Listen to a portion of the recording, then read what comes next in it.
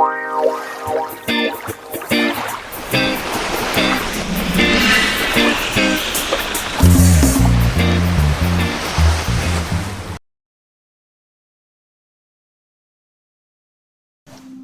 my name is Chris Moore. I'm a professional kiteboarding instructor. I'm here at Kitty Hawk Kite's Kiteboarding Resort. I'm also the Master Examiner for PASA, and I'm here today to tell you how awesome snow kiting is and to help clear up some of the mystery on selecting the proper snow kite equipment. Snow kiting is easier than kiteboarding on the water, and that's primarily because you can stand. You don't have to sink. That makes the whole experience a whole lot less daunting because you can choose to go out with less kite power and still not sink and still be able to do it. It's going upwind is way easier, and if you're at all interested in kiteboarding on the water, I encourage you to start snow kiting now as a precursor for moving to the water. First off, for snow kiting, you do not have to go to a resort. You actually want to just pick a flat open area such as a frozen lake or pond. That's great because you don't have to pay any admission fee and you don't have to worry about large crowds. You can literally have the equipment you need and a nice snowy day and turn that cold winter day into a adrenaline-soaked adventure. So what do you need? We have everything assembled here. We need a power kite, we need a harness, we need the control bar and lines, and we need a board or a pair of skis. So as we start looking at all this information, I really want to focus on the kite because it's the most complex and hard for people to understand. So what I have here on the ground is a snow kite called the Apex by HQ Kites. This is a foil kite.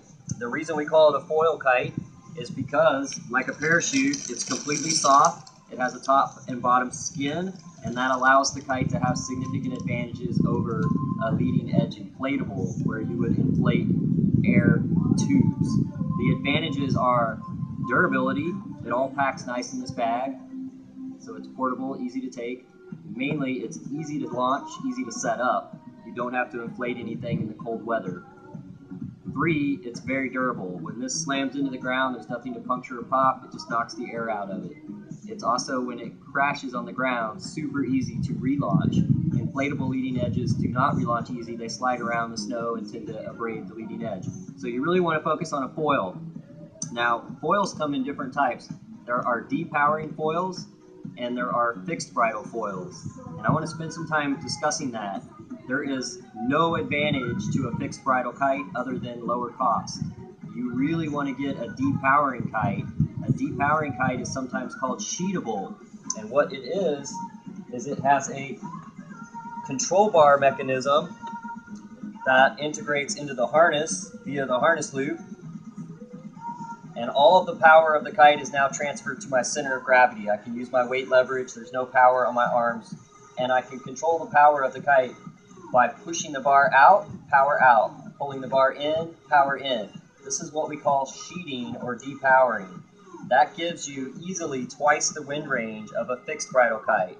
It makes it safer because it's a smoother power delivery. I have more control over it.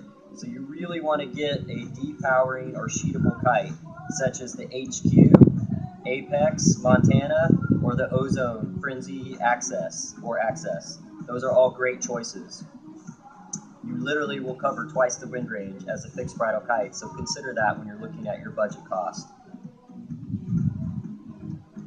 The next thing I want to focus on is the size of the kite. The size of the kite will greatly depend on the wind range that you're going to plan to fly the kite in and snow kite in. You want to think about 3 kites for your quiver. You need a kite for low wind, medium wind, and high wind. The ideal medium-sized kite is a 5 square meter kite. That's the total surface area of the kite. A 5 square meter snow kite will typically let you get out there in 15 to 20 miles an hour. If you want to go in 10 to 15 miles an hour, a 7 to a 10 square meter kite is best. If you're looking at winds 18 and higher miles an hour, you can go with a smaller kite, such as a 3 square meter kite, and this is where your fixed bridle kites generally come into play as well. The other thing to consider is the board, snowboard, or a pair of skis. Really, I tell people to do what you already know. If you're already a skier, use your skis. If you're already a snowboarder, use your snowboard. Now, there are great boards out, such as the Cabrina snowboard here that's specifically made for kiteboarding. So that makes the logical choice to be this if you don't already own equipment, because it is engineered specifically for that.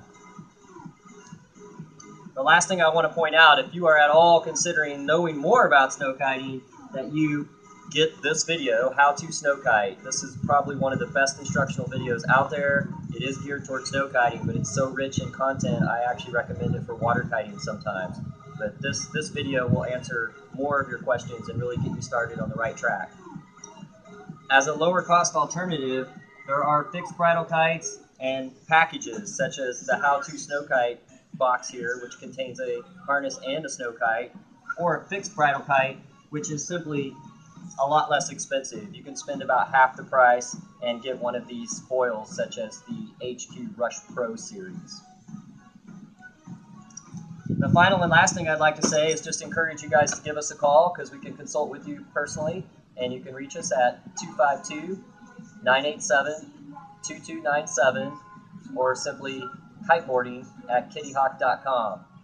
Give us a call, let us help you out. Thanks for your time.